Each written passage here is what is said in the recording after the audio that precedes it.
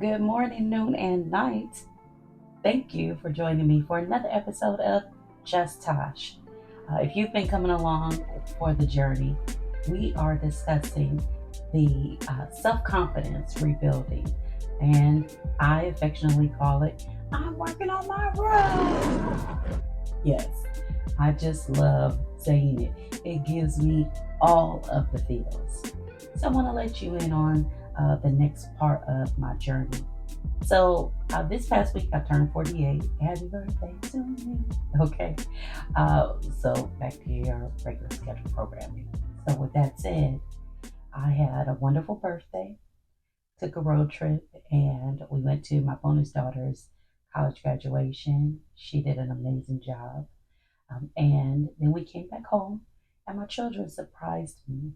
They surprised me with a photo shoot, birthday dinner. My son picked out my outfit, and I'll post something so you can see. And my daughter did my makeup. It was a wonderful time. And last night I had a conversation with a friend. And when I was speaking with her, I shared with her how the Lord began to deal with me about how I am successfully me. And that's what we want to talk about just for a few moments today. So let's define successful, if you will. Successful is accomplishing an aim or purpose. Accomplishing an aim or purpose.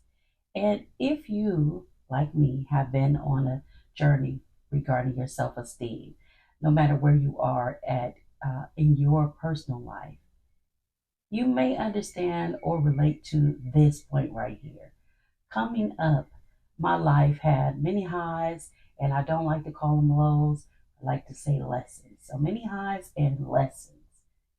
In that process, I would look to the people who were closest to me, people that I loved, people that I care for, and I could see them achieve certain things, things that I deemed success or would make them successful, if you will. So they would accomplish like purchasing a home, uh, uh, esca- um, purchasing a home, or getting a raise on their job, or their career taking off, right? Advancement within the career.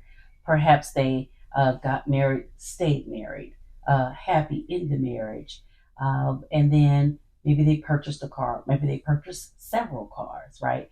It could be lots of things like that. Well, when I would see that to people that I loved and cared for, I deemed that success. And then when I looked at myself, I, having lots of highs and lessons, would think, wait, I haven't accomplished anything in my life. Yes, I'm a mother. Yes, I've raised several children, right? Some I've gave birth to, some I did not give birth to. I would like to think I'm a good mom and a good person. But something about that within itself, I didn't feel successful. It caused me to feel down about my life, about the highs and the lessons thereof. So the Lord encouraged me this past week because when I was out with my children and my husband, man, I felt alive. I felt beautiful, seen, heard, loved. I felt sexy. Yeah. And I didn't want to retreat. I didn't want to become a chameleon and blend in with the walls, if you will, because I used to feel like that. When I went into a space or I was with a certain group or gathering, I just wanted to be received. And wanting to be received, right? Not validated, but received. So just wanting to be received caused me to shapeshift, if you will. I'm this over here because they receive me when I'm like that. And then when I go to this crowd, I can be because these sound effects, because uh, they receive me when I am this way over here. But who am I? And do they receive me for me? Right? So at this space in my life, the reason why the Lord began to tell me, the reason why you felt seen, heard, loved, sexy, unapologetically you, is because you are you, finally. And you're not just yourself, you are successfully being who you are without the need to change and become someone else to make the people around you comfortable with you being yourself. I want to share this scripture. It's a very familiar passage of scripture. It is Romans 8 and 28.